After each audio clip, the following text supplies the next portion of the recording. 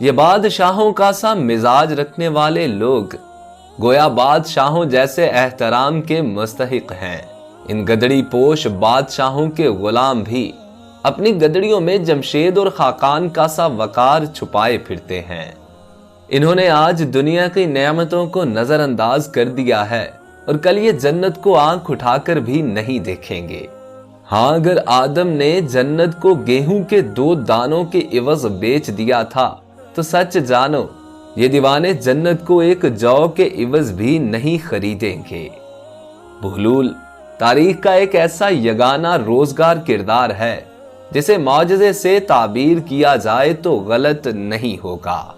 اس نام کے کئی اور لوگ بھی گزرے ہیں، لیکن بہلول سے مراد عموماً وہی شخص لیا جاتا ہے جس کا اصل نام واہب بن عمرو ہے، جس نے دیوانگی کا مفہوم بدل دیا اور دانش و برہانی کے معنی سمجھائے۔ تاریخ کے صفحات میں وہ واحد دیوانہ ہے جو دانائے راز ہے۔ وہ تنہا پاگل کہلانے والا ہے جو دانش مندوں کو حکمت و دانش سکھاتا ہے۔ یہاں ایک بات بتاتا چلوں کہ بہلول کی بے پر پیش ہے۔ یہ نام ہنسمکھ، سچے اور حاضر جواب لوگوں کے لیے استعمال ہوتا ہے۔ بہلول کی انہی خوبیوں نے اس کا اصل نام فراموش کرا دیا ہے۔ وہ ہر جگہ بہلول ہی کہلواتا تھا۔ بہلول کی جائے ولادت کوفہ بیان کی گئی ہے۔ وہ بغداد کے ثروت مندوں میں سے تھا۔ بعض روایات میں اسے ہارون رشید کا قریبی رشتہ دار اور برادر مادری بھی لکھا گیا ہے۔ یہ انہی دنوں کا واقعہ ہے کہ امیر کوفہ اسحاق بن محمد صباح کے یہاں لڑکی کی ولادت ہوئی۔ دوستو، اگر ابھی تک آپ لوگوں نے ہمارا channel Urdu info T V subscribe نہیں کیا تو چینل کو سبسکرائب کر لیجئے۔ پتا چلا کہ وہ لڑکی کی پیدائش پر بہت رنجیدہ ہے۔ جس طرح آج کل ہمارے معاشرے میں بھی کبھی سوچ ہے کہ لڑکی منحوسیت کی نشانی ہے۔ بہرحال وہ کسی سے نہیں ملتا، نہ ہی مبارکباد وصول کرتا ہے۔ بہلول کو خبر ہوئی تو اپنی گدڑی شانے پر ڈال کر اس کے یہاں پہنچا اور بولا، اے اسحاق، میں نے سنا ہے کہ تو لڑکی کی پیدائش پر بہت افسردہ ہے، نہ کھاتا ہے نہ پیتا ہے۔ اسحاق ٹھنڈی سانس بھر کر بولا، کیا کروں، دل ہی نہیں چاہتا۔ مجھے بیٹے کی بڑی آرزو تھی، مگر افسوس کہ اللہ تعالیٰ نے مجھے لڑکی دے دی۔ بہلول نے بے ساختہ جواب دیا، کمال ہے، تو اس پر راضی نہیں کہ اللہ نے تجھے صحیح و سالم بیٹی دے دی؟ اگر وہ تجھے مجھ جیسا پاگل بیٹا دیتا تو پھر؟ اسحاق کو اس کی بات پر ہنسی آ گئی، لیکن وہ اس کی تہ میں چھپی ہوئی حکمت کو جان گیا اور خدا کا شکر بجا لایا۔ اپنا سوگ توڑا اور لوگوں کو اجازت دی کہ وہ اس سے ملنے آئے اور مبارکباد وغیرہ دیتے رہیں۔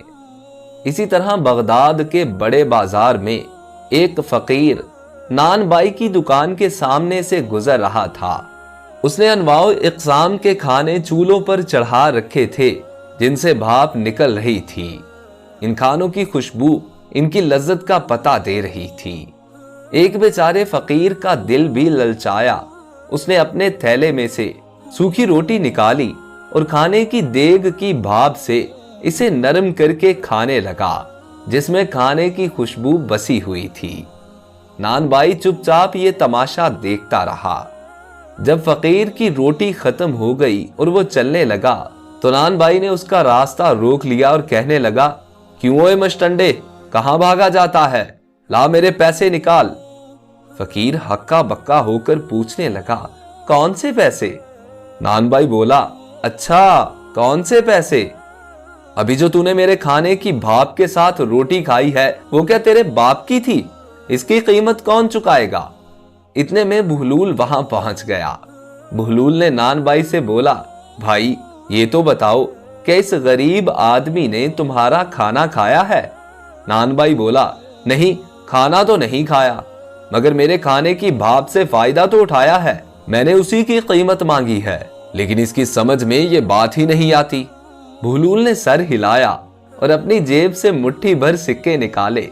وہ ایک ایک کر کے ان سکوں کو زمین پر گراتا جاتا اور کہتا جاتا، نان بھائی یہ لے پیسوں کی آواز پکڑ لے، ये ले अपने खाने की भाप की कीमत इन सिक्कों की खनक में वसूल कर ले। ले ले ले, ये सिक्कों की आवाज तेरे खाने की खुशबू की कीमत है, इसे अपने गुल्लक में डाल ले।